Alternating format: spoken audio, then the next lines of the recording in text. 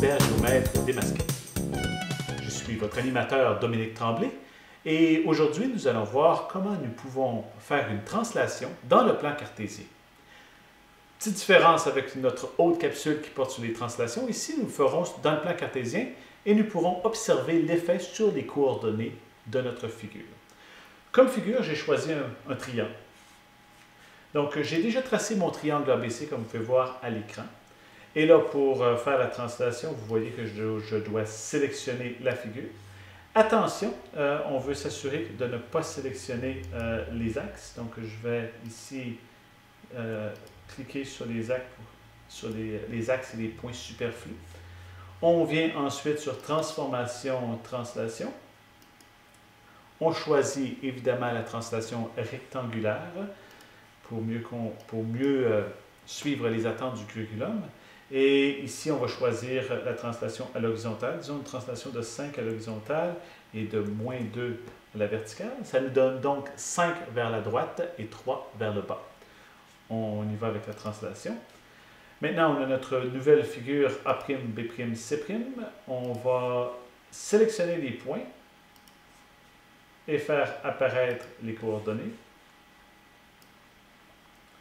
Donc, mesure des coordonnées. Je vais aussi faire apparaître les coordonnées de la figure originale. Et ici, là, je vais juste reprendre ça ici. Pour sélectionner les coordonnées, on va y aller avec les coordonnées avec un peu moins de précision.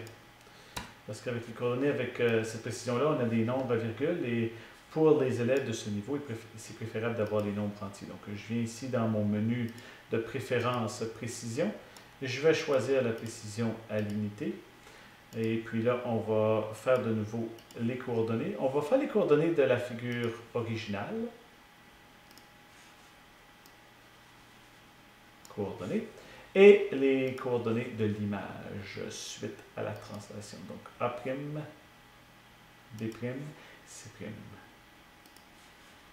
Mesure, coordonnées. Et là, vous allez voir que j'aime ça placer les coordonnées côte à côte. De cette manière-là, les élèves peuvent bien comparer les coordonnées et vérifier l'effet de la translation. On se souvient que c'était une translation de 5 vers la droite, 2 vers le bas.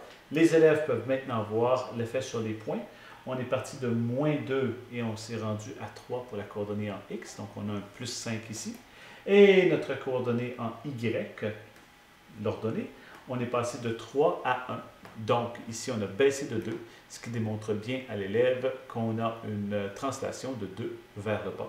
Et là, on peut refaire la même chose avec toutes les coordonnées de tous les points.